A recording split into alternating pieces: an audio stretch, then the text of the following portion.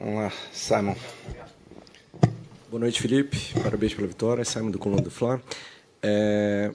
Hoje a gente viu o Varela, que vinha fazendo uma boa sequência, iniciando como titular, e o Wesley talvez não esteja no seu melhor momento. A gente pode entender que o Varela agora assume de volta a titularidade, ele está na frente, na fila ali, pela lateral direita?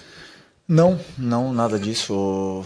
Foi uma escolha pura e unicamente pela característica do jogador que eu queria, pelo plano de jogo que tínhamos em mente.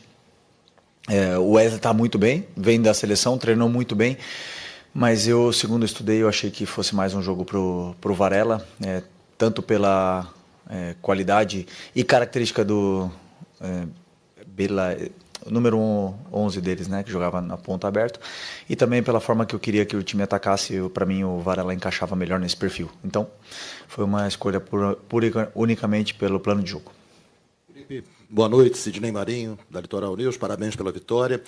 O time do Flamengo teve um comportamento, né, bastante interessante, dominando o jogo, sendo muito pouco atacado pela equipe adversária. Se a gente for pensar em número de jogos, desde aquela partida contra o Botafogo da Paraíba, pela Copa do Brasil, a tua equipe não é vazada. Como é que você se sente? Queria, né, ter o sentimento geral com relação a essa estreia, a forma pela qual o time atuou. Enfim, te deixou satisfeito? Claro que o resultado sim, mas a forma pela qual o time se comportou. Obrigado. Bom, não sabia desse dado, né, que você falou.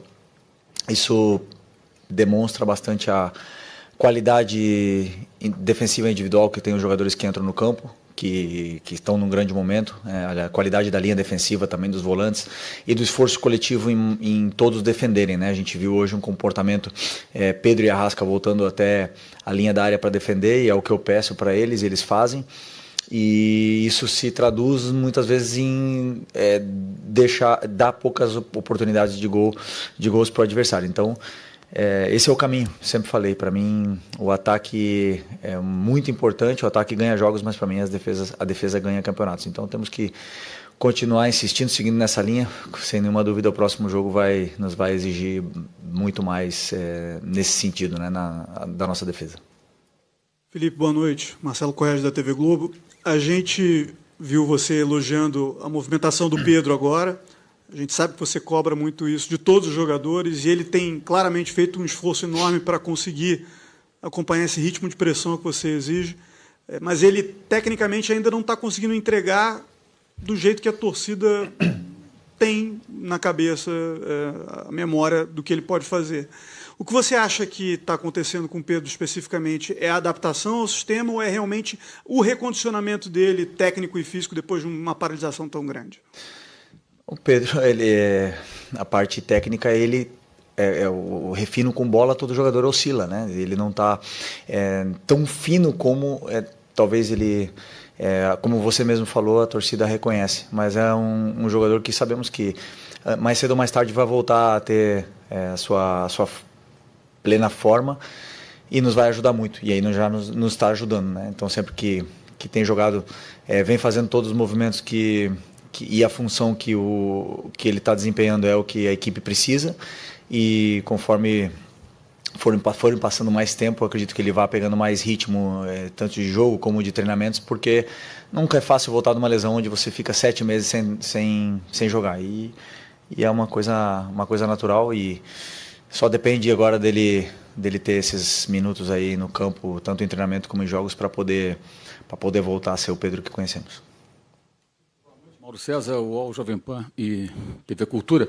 Com a estreia do Jorginho, havia uma dúvida sobre quem seria o homem do meio campo a fazer o primeiro homem do meio campo, a saída de bola. Ele, Pulga, né?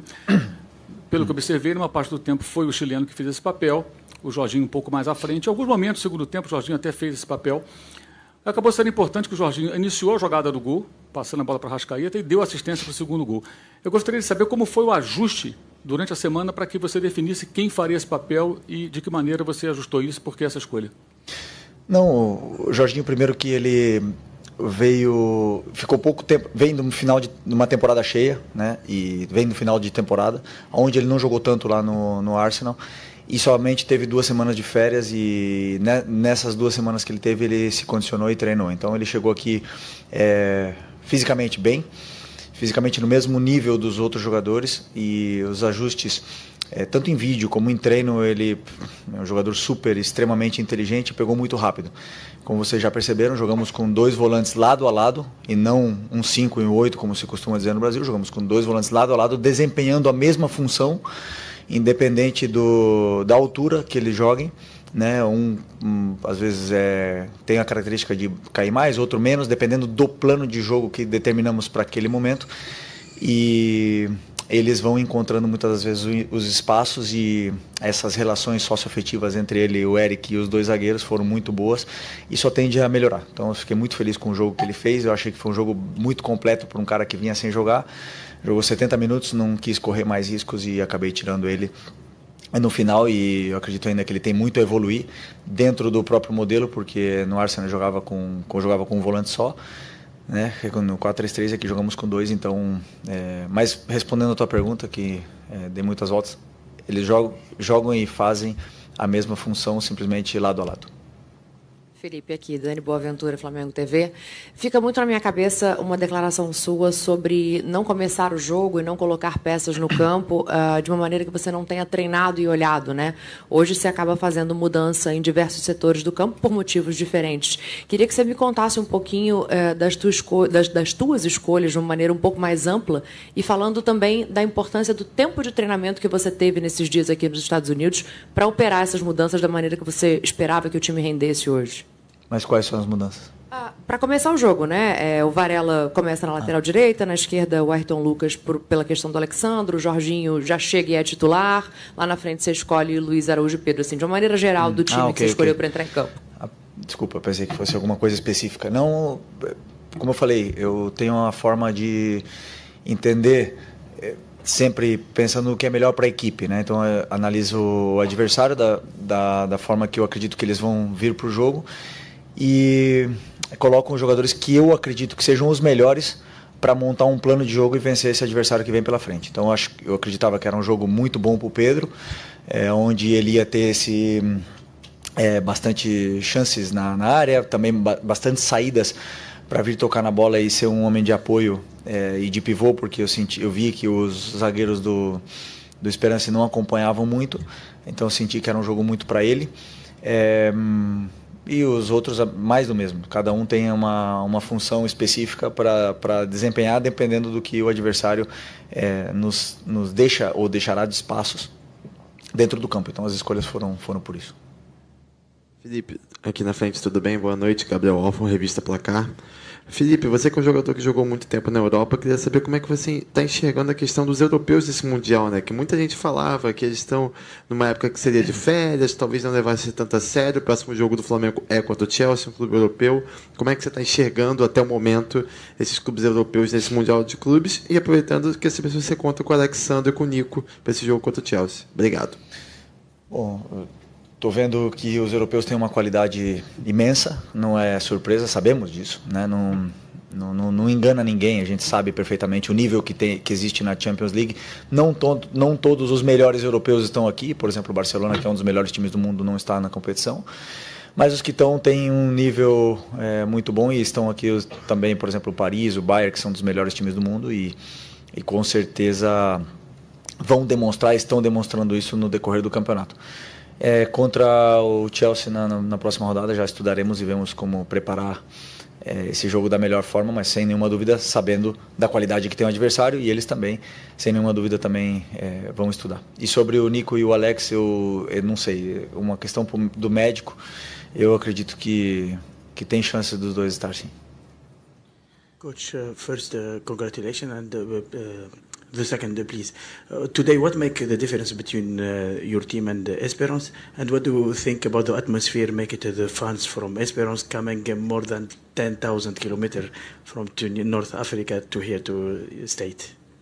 Português? Sí, está bien. He wants to respond in Portuguese, if that's okay, with translation. I can do it in English. You can do it? If you can do it? Okay. So it's really nice to see how Esperance played. I knew it already because I watch a lot of games. I watch a lot of games of this of the coach, the team, and they since Mamelodi Sundowns they didn't lose any game, so it's a great team, and we knew it was going to be difficult. And but as you said, the fans.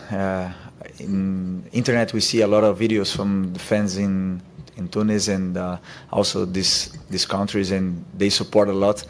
And I didn't expect that was so crowded today, the stadium, with all this half and half fans, and it was really nice. And it's really a privilege to play in the FIFA Club World Cup, to live this experience. So I'm really happy to have the win and also to live this amazing experience. Do we have any questions? Okay. Thank Boa you. noite, obrigado. Obrigado, Felipe.